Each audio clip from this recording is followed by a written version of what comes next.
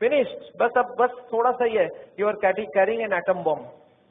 अच्छा, पेशेंट बोलता है सर एक काम कीजिए, आप रिपोर्ट मुझे दे दीजिए, मैं घर जाऊंगा। बोलता है घर आप पहुंचेंगे कैसे? उसके पहले ही हार्ट अटैक हो जाएगी। अच्छा, आपको क्या लगता है डॉक्टर को मालूम है कि हार्ट अटैक कल होगा आज होगा? उसको तो ये भी नहीं मालूम 70 है 80 है या 90 है। क्यों ऐसा बोला जा रहा है? To create a fear. और फियर से क्या होगा फिर? ऑपरेशन के लिए इमीडिएटली बहुत सारे लोगों को इतना बोलने का जरूरत ही नहीं हो, तो इमीडिएट तैयारी हो जाता है। हार्ट का सुनते उसके मन में ऐसे ही डर रहता है, उसको ज्यादा डराने का। पर कभी कभी पेशेंट बोलता है सर एक बात बताइए, ब्लॉकेज तो कल भी था, ब्लॉकेज तो आज भी है, कल तक तो मैं सारा ही काम कर रहा था, ये पेन तो मेरे को बड़े दिनों से है, मैं अब तो पता चला हूं। तो आप एक काम करिए, मेरे को आप डिस्चार्ज कर दीजिए, मैं घर जाके फिर सोचूंगा। बोला नहीं, आप एक काम कीजिएगा, आप करवट भी लेंगे ना तो हमको पूछ लीजिएगा। पेशेंट बोलता है नहीं सर मैं तो घर जाऊंगा। बोला आप रुकिए, आपके घर वालों से मैं पूछता हूँ। अच्छा, घर वाले बाहर कौन कौन वेट कर रहे होंगे? सारा खानदान वेट कर रहा होगा। वहां पे जाके क्या बोलना है कि patient is very critical, any moment he can die. आप बोलो मैं बचाने की कोशिश करूं और जाने दूं। अच्छा, आंसर क्या होगा? वाइफ क्या बोलेगी कि जिंदगी भर इन्होंने मेरे लिए किया, आज मेरे को चांस मिला, आज तो मैं ऑपरेशन।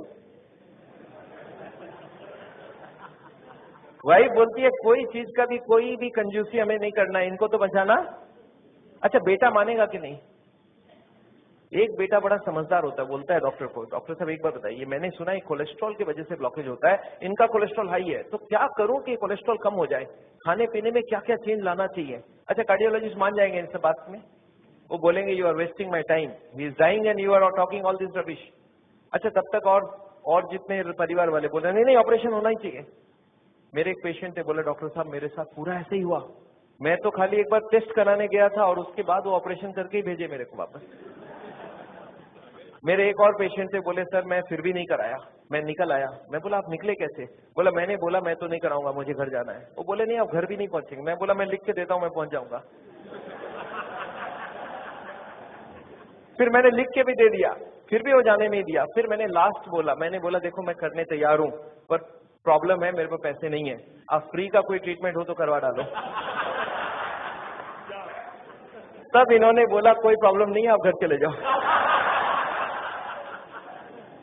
फिर मैं जब घर जाने लगा तब फिर से बुलाया उन्होंने, बोला अब आप एक बार बताओ ये इतने पैसे आप कितने दिन में इकट्ठा कर सकते हो?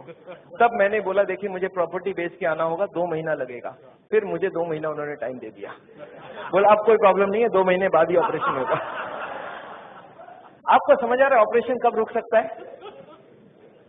दिस इज, मैं ये नहीं बोलूंगा सारे जगह एग्जैक्टली यही हो रहा है, पर इसका ही कुछ छोटा मोटा रूप ये हॉस्पिटल का सिस्टम है। पर एक बात मैं जानता हूं, हॉस्पिटल को ये चॉइस देना चाहिए पेशेंट को। देखो the blockage is so much so much so much, these are the reason. आप देखो क्या चाहते हो, आप अगर अपने आप को बदलोगे तो ऑपरेशन रुक सकती है। आप नहीं बदलना चाहते हो तो मैं ऑपरेशन कर दूं, उसके बाद जाके बदलने का कोशिश करो। But the hospitals don't give chance, उनको मालूम है ये एक मौका है, ऑपरेशन कर लेते हैं, बट उसके बाद भी उनको यही करना पड़ेगा। लाइफस्टाइल चेंज तो पेशेंट को फिर भी करना पड़ेगा। मैं जानता हूं हार्ट के पेशेंट्स को मैं 3 चीज देखते दिखाऊं, एक तो दवाइयां हैं, एक बाईपास और एक एंजियोप्लास्टी। ये दवाइयां मैं आपको एक बार समझाना चाहता हूं दवाइयां क्या काम करती है, और another 10 minutes I will take. देखिए ये ट्यूब है जिसमें कोई ब्लॉकेज नहीं है, और ये 80-90% ब्लॉक है, दिख रहा है आपको? अब ये पेशेंट को चलने से दर्द होता है, एक दवाई ऐसी है जो दवाई देते ही दर्द कम हो सकती है। कौन सी दवाई है? सॉर्बिट्रेट, नाम सुना आपने? क्या करता होगा सॉर्बिट्रेट? देखिए क्या करता है Sorbitrate. This is what is the action of Sorbitrate. क्या हुआ?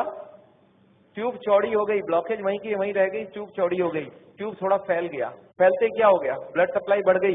पेशेंट बोलता है मुझे अब कोई दिक्कत नहीं है, पर ये दवाई का असर रहेगा 8 घंटे बाद, तो 8-8 घंटे में एक सॉर्बिट्रेट देनी पड़ेगी।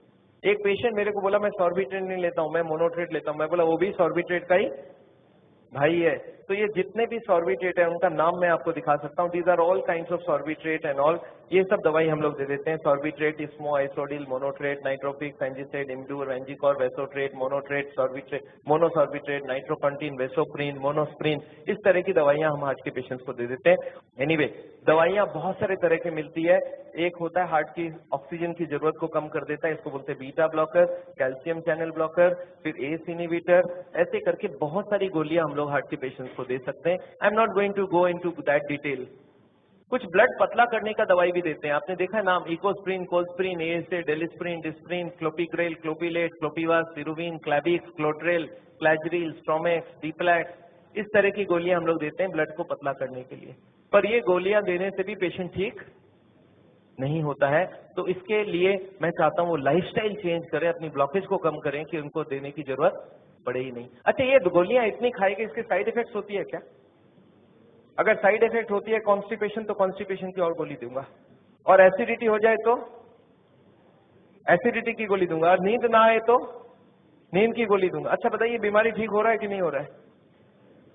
आई एम नॉट कीन, मैं जानता हूं दवाई आज जरूरत है, पर कल दवाई की जरूरत ना हो उसका बंदोबस्त करना बहुत जरूरी है। इसके बाद चलते हैं, ये एंजियोग्राफी क्या चीज है। हॉस्पिटल में जाते हैं, एंजियोग्राफी करते हैं, और ये एंजियोग्राफी मुझे पसंद क्यों नहीं है मैं आपको बताना चाहता हूं।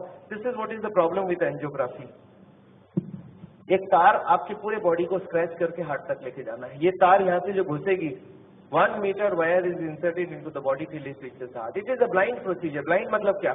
आप घुसा दो, ये अंदर जाती जाएगी, और अगर अटक गई तो वापस खींच के फिर से ट्राई करना होगा। मतलब वो अंदर स्क्रैच करेगा ही करेगा, पूरे बॉडी को स्क्रैच करती है। वो लिखवा लेते हैं कि अगर हार्ट अटैक हो गया तो मेरी कोई जिम्मेवारी नहीं है, और ये पूरे बॉडी को ये पंक्चर भी कर सकता है। मैंने ऐसे ऐसे पेशेंट देखे हैं कि एंजियोग्राफी के वक्त ही डेथ हो गई। एंजियोग्राफी में पैर को काटना पड़ा अल्टीमेटली, क्योंकि वो पैर की ट्यूब को डैमेज कर दिया।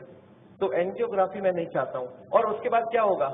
इनएक्यूरेसी अबाउट द रिपोर्ट, और उसके बाद pressure from the cardiac doctors for the next operation. Patient को लगता है मेरे को इमरजेंसी हो गया, बट इमरजेंसी प्रिसिपिटेट कराया जा सकता है।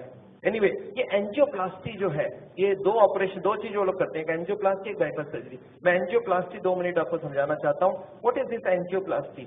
एक स्टेंट लगाते हैं, सुना आपने नाम? एक रिंग लगा देते हैं हार्ट में। What is this? Let me explain what is this. पिछले 20 साल में ये जो एंजियोप्लास्टी है, ये बार बार फेल किया और बार बार इसको सक्सेस बताया गया है। पहले आई थी बैलूनिंग, बैलून एंजियोप्लास्टी। उसके बाद बहुत सारे तरह की एंजियोप्लास्टी आई, ऑर्डिनरी स्टेंट आई, फिर गोल्ड स्टेंट आई, फिर रोटा ब्लेडर आया, रेडियो एक्टिव स्टेंट आई, लेजर एंजियोप्लास्टी आई, आजकल चल रहा है ड्रग कोटेड स्टेंट। पर ये सारे के सारे फेल हुए हैं। क्यों फेल हुए, एक बार समझाना चाहता हूँ। देखिए, ये बैलूनिंग क्या चीज है? याद है आपको एंजियोग्राफी के वक्त तार अंदर घुसाई थी, वो कहां तक गई थी? हार्ट तक, यहां तक तार आई थी। इस तार के ऊपर ये बैलून होता है। इस तार को थोड़ा सा धक्का मारते हैं, कभी कभी कार्डियोलॉजिस्ट तार को अंदर रख के बाहर आ जाते हैं, आके बोलते हैं देखो तार अंदर है, बोलो तभी खोल दूं। आप बोलते हैं चलो खोल दो, कितने लगेंगे? 2 लाख लगेंगे। 2 लाख दे दिया। अब ये तार को ये लोग धक्का देते हैं थोड़ा और, तो तार की जो बैलून है ये बीचों बीच आ जाती है ब्लॉकेज में। अब इस बैलून में पानी डालना होता है। ये बैलून ऐसा होता है, इसमें पानी डालते ही बैलून फूल जाती है। अच्छा, पानी कैसे डालेंगे? आपने होली में बैलून फुलाया एक सिरिंज से? सिरिंज में पानी ले लो, सिरिंज को दबा दो तो बैलून के अंदर पानी घुस जाए। तो बाहर से सिरिंज से पानी डालेंगे तो बैलून क्या होगा? फूल जाएगी। फूलते ही ब्लॉकेज कहाँ गई? साइड में दब जाएगा, ऊपर कंप्रेस्ड हो जाएगी, नीचे कंप्रेस्ड हो जाएगी। अच्छा, ये बैलून को जब पानी निकाल लेंगे तो क्या होगा?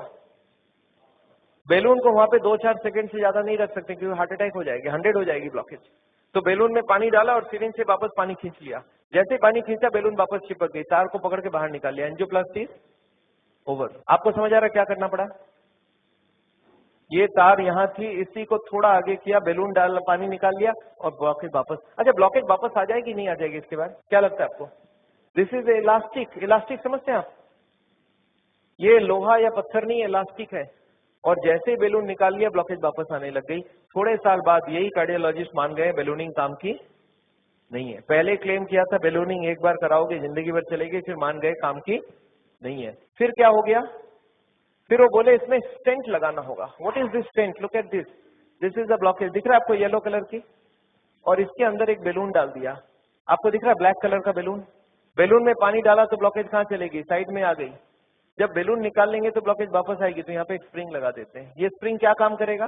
ब्लॉकेज को आने से रोक देगा। आपको समझ आ रहा है स्प्रिंग का मतलब क्या है? अगर स्प्रिंग डाला गया, इसका मतलब क्या है? कि ब्लॉकेज वापस आ रही थी। इसका मतलब पहले वाला जो क्लेम था वो गलत था कि बैलूनिंग करा लो ठीक रहा। इसके बाद ये जो स्टेंट लगी, स्टेंट का एक मेजर प्रॉब्लम है कि इसके अंदर से ब्लड जाएगी और फॉरेन बॉडी के अंदर ब्लॉकेज बहुत जल्दी होती है। ये देखा गया है स्टेंट में 6 महीना 1 साल में सारे ब्लॉक आ जाती वापस। और ये जब वापस आने लगी तब इन्होंने थोड़े दिन तक तो बोला नहीं नहीं नहीं आती है नहीं आती है। थोड़े दिन बाद इन्होंने बोला कि नहीं ये स्टेंट तो खराब होगी क्योंकि ये ऑर्डिनरी स्टेंट है, इसमें एक मेडिकेटेड स्टेंट देना होगा। वो दवाई में डाल के स्प्रिंग को निकाल लेंगे, अब बहुत बढ़िया हो जाएगा। तो ड्रग की कोटिंग चल जाए। आपने देखा है चांदी के गहने में सोने की कोटिंग चढ़ाते हैं, तो वो स्प्रिंग के ऊपर कोटिंग चढ़ा देते हैं और वो कोटिंग चढ़ा के लगा दिया, पर इसके बाद भी ये फॉरेन बॉडी ही रही, इसमें वही का वही रिजल्ट आया है। अभी लेटेस्ट है कि 66% people with in 1 year will come back with a reblockage. इसके बाद है बाईपास सर्जरी। एक बहुत बड़ी सर्जरी होती है। देखिए बाईपास सर्जरी मैं इसलिए नहीं चाहता हूँ, एक बहुत बड़ा सर्जरी है। एक पूरे चेस्ट को काटो और इसको काट के, इसको चाकू से नहीं कटेगा, इसमें आड़ी से कटेगी। आड़ी समझते हैं आप? आपने मार्बल फिटिंग के वक्त एक देखा है, गोल चक्का लेके घूमते हैं, ऐसा एक लगा के ये पूरा खुलेगी। इसको अंदर से ऐसे जैक करके ऐसे खोलेगा, अंदर में हार्ट को रोक के उसमें ऑपरेशन होगी। और हार्ट को रोकेंगे तो एक मशीन से पूरे बॉडी को ब्लड जाएगा, इसको बोलते हैं हार्ट लंग मशीन। उसमें कुछ ब्लड डाल के उससे चलाना होगा। And during this time the operation has to take place, but this operation is very complicated. Luck अच्छा हो तब ठीक है, नहीं तो कुछ ना कुछ कॉम्प्लिकेशन रहती है, बहुत सारे लोगों की जान भी जाती है। पर ऑपरेशन के बाद क्या होगा ये देखिए, ऑपरेशन के बाद क्या होगा। ये ट्यूब जो ब्लॉकेज है वो यहीं रह गई, उसके जगह नई ट्यूब लग गई। तो ये ब्लॉकेज के जगह नई ट्यूब लग गई तो क्या हो गया, बाईपास हो गया। पर ये नई ट्यूब में फिर कभी ब्लॉकेज आएगा कि नहीं, आपको क्या लगता है? ये नई ट्यूब में फिर से ब्लॉकेज आती है। अच्छा अब तो 40 साल बाद ही आएगी ना, पिछले बार कितने साल लगी थी आपको याद है? देखिए एक वाई का जवाब सोच के देखिए, ओरिजिनल ट्यूब में कितने साल में ब्लॉकेज हुई थी? 20 से 40 साल। तो कितनी स्पीड रही? 2 से 4%, 6% पर ईयर। और एंजियोप्लास्टी के बाद अगर 2 साल में वापस रीब्लॉकेज होती है तो कितने साल हो गई? 40% पर ईयर। और बाईपास के बाद अगर 5 साल में रीब्लॉकेज आती है तो 20% पर ईयर। जो ट्यूब ओरिजिनली 2% की ब्लॉकेज कर रही थी वो अब ऑपरेशन के बाद उसकी स्पीड क्यों बढ़ गया? क्योंकि अब वो ओरिजिनल नहीं रहा। हमारी बॉडी को जब तक ओरिजिनल रखो तब तक अच्छी बात है। हमारे प्राइम मिनिस्टर ने भी 2 बाईपास कराई है, एंजियोप्लास्टी 5 स्टेंट लगाई है। पर मैं जानता हूं उसके बाद भी तो फिर से कराना पड़ा। एक बार कर लिया, दूसरी बार कराया, कब तक करा सकता आदमी? और मैं जानता हूं बॉडी में एक बार कॉम्प्लिकेशन कराना, उनके लिए तो चलो बहुत बड़ा टीम लगेगा। हर आदमी के लिए इतनी बड़ी टीम नहीं भी लग सकती है और इतना बड़ा ऑपरेशन नहीं भी कर सकते ठीक से। पर मैं जानता हूं अगर ऑपरेशन बिना ही हमारी काम बन जाए, अगर हम लाइफस्टाइल को ही चेंज करके कर सकते हैं तो हम ऑपरेशन क्यों करवाएं। And this is what is the contention. Nevertheless मैं हार्ट के पेशेंट को एक ही चीज समझाता हूं कि ब्लॉकेज अगर रिवर्स करना है तो उसके लिए थोड़ा आपको एक्यूरेसी करना होगा। What is this accuracy? You understand? This is the accuracy. इस पिक्चर को आपने देखा है, इसमें एक्यूरेसी लिखा है। कितना एक्यूरेसी है इसका मतलब? मैं आपको समझाता हूँ। ये एक ड्रम है, ये ड्रम में मैं पानी भरना चाहता हूँ और इसमें 15 छेद है। आप बताइए कितनी छेद बंद करने से ड्रम भरेगी? याद है 15 कारण है। अब इसमें से कितने को कंट्रोल करूं कि ड्रम भर जाए? सारे को करना होगा। अच्छा मैं हार्ट के पेशेंट्स को क्या देखता हूं, उनको कुछ मालूम भी नहीं है इसके बारे में। वो क्या बोलते हैं, मेरा कोलेस्ट्रॉल कंट्रोल है, ट्राइग्लिसराइड ज्यादा है, शुगर कंट्रोल है, बीपी ज्यादा है। मैं बोला ऐसे नहीं चलेगा, सारे होल बंद चाहिए मुझे। बोलते मैं थोड़ा थोड़ा करूं तो कैसा चलेगा? मैं बोला थोड़ा थोड़ा से काम नहीं चलेगा। बोलते मैं बीपी कम किया हूं पर पूरा कम नहीं कर रहा हूं, 120 नहीं ला रहा हूं, 140 ही रखा हूं। मैं बोला नहीं चलेगा, मुझे सारे फैक्टर्स एक साथ कंट्रोल चाहिए। हाँ इसके लिए शुगर, बीपी, कोलेस्ट्रॉल, ट्राइग्लिसराइड आपसे कम नहीं हो रहा, मैं दवाई देके कम कर देता हूँ। पर स्मोकिंग आपको पूरा ही बंद करना होगा, खाने में तेल आपको बंद करना होगा, एक्सरसाइज आपको करना पड़ेगा, ओवरवेट कम करना होगा, खाना पीना में फाइबर ज्यादा डालना होगा। अच्छा ये सब संभव है क्या लोगों के लिए? यस, क्या प्रॉब्लम है? ये तो सिंपल सी बात है, इसको क्यों नहीं कर सकते? क्यों नहीं सिगरेट बंद कर सकते? क्यों नहीं मीट बंद कर सकते? क्यों नहीं तेल घी छोड़ के आप अलग तरीके से खाना बना सकते हैं? तो all these if you do there is no problem. Nevertheless मैं जानता हूं, एक और छोटा सा चीज आपको बताना चाहता हूं। अभी एक और नई जो टेक्नोलॉजी आ गई है, आदमी को मैं सोचता था बिना काटे कुछ हो सके, ये हमारी कुकिंग की क्लास है। This is a cooking class. मैं हार्ट के पेशेंट्स को ट्रेनिंग देता हूँ। This is my dietitian teaching cooking, 0 oil cooking to the patients wife. मैं हार्ट के पेशेंट्स को योगा सिखाता हूँ। मैं बोलता हूँ कैसे भी करो योगा करो, आप योगा करने की बहुत जरूरी है। उसके साथ उनको क्या करना चाहिए, क्या नहीं करना चाहिए, कितनी सामान उठानी चाहिए, गाड़ी चलानी चाहिए, स्कूटर चलाना चाहिए, ऑफिस जाओ तो क्या प्रिकॉशन लो, दादर चढ़ो तो क्या प्रिकॉशन लो, आगे कौन सी योगा करो, कब तक करो, कौन सी मेडिसिन लो, कब तक लो। एंड फॉर दिस हाँ मैं एक मैगजीन भी निकालता हूँ, इसका नाम है साउल टाइम्स। ये मैगजीन मैं हर महीने निकालता हूँ, दिल्ली से निकलती है, हिंदी और इंग्लिश में। अच्छा, आपको एक फॉर्म दिया गया है क्या? ऐसा देखिए तो, have you got a form like this? ये फॉर्म में अगर आप अपने नाम एड्रेस भर के देंगे तो आपको ये मैगजीन आगे आपको मिलता रहेगा हर महीने। हिंदी में इंग्लिश में दोनों में मैगजीन है। और इसके साथ एक छोटा सा और क्वेश्चन ये रखा है कि यहाँ पे अगर हम लोग ऐसा कोई कैंप करवाएं तो how many people will be interested to join such a camp? 1 दिन का या 2 दिन का ऐसा एक कैंप अगर हम करवाएं तो कोई इंटरेस्टेड हो तो प्लीज फिल इट अप। मेरे को लोग बोलते हैं डॉक्टर साहब इतनी सारी बातें अगर कैसे याद रखूंगा, मैंने बहुत मोटी मोटी किताब लिखी है। आदमी बोलता है सर छोटा सा कुछ दीजिए ना कॉपी, तो मैंने एक ऐसी किताब बनाई है जिसका नाम है पॉकेट गाइड। एक 30 रुपीज की किताब है, कोई 2 घंटा बैठ के पढ़ ले तो जितनी बातें मैंने बताई है सब इसमें लिख के रखा है। So this book I have brought over here. मेरे ख्याल से बाकी बुक्स तो मैं नहीं ला सकता हूँ क्योंकि 100 बुक्स आते हैं, तो मैं ये बुक लाया हूँ। कोई को लगता है कि मैं पढ़ना चाहता हूँ और कोई को पढ़ाना चाहता हूँ, हार्ट के पेशेंट को जरूर पढ़ाइए। 30 रुपीज की गिफ्ट होती है, you can give it to anybody and they will learn things from the book. तो ये बहुत जरूरी है। मैं जानता हूँ, मैं ये मैगजीन पिछले 10 साल से रन करता हूँ and it is gone all over the world. मैं एक नई टेक्निक आपको इसी वक्त बताना चाहता हूँ। There is a new machine which has come which can open the collaterals. देखिए कोलैटरल्स का क्या मतलब है, ये ब्लॉकेज है। बाईपास सर्जरी में क्या करते हैं, एक नई ट्यूब लगा देते हैं।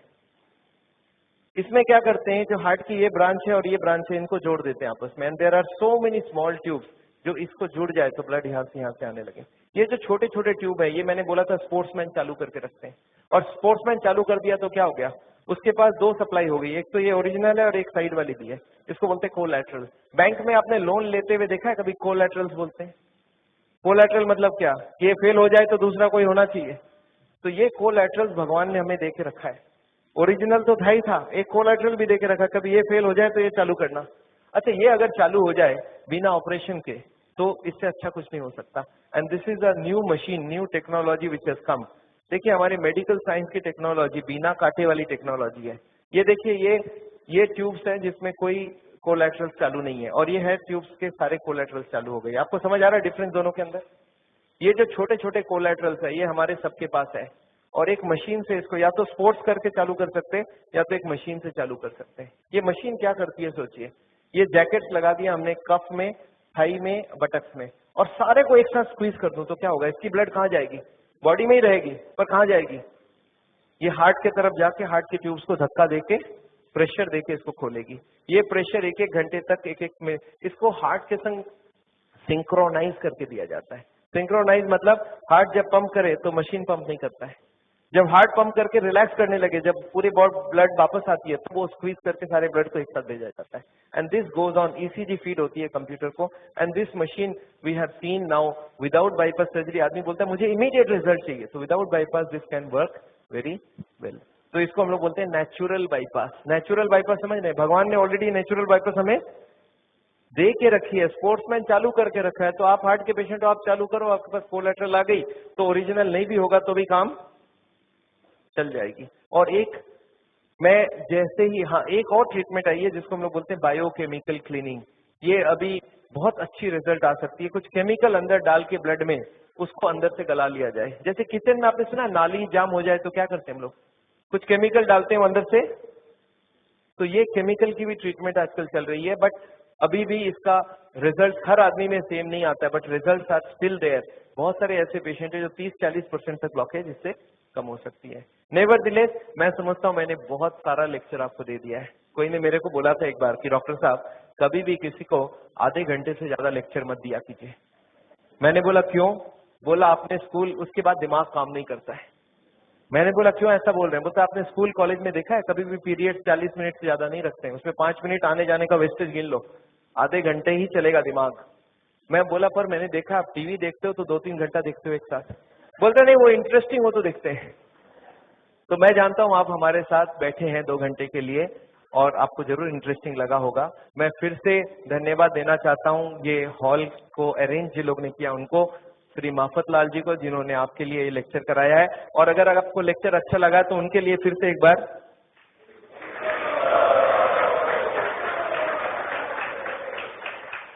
I just wanted to formally thank Dr. Chajer for a wonderful, not only a wonderful talk, but highly personal and very interactive. and particularly the stamina and energy that he's shown at the end of the day. Just came back from Hyderabad today. So I think we should give him a much more warm welcome.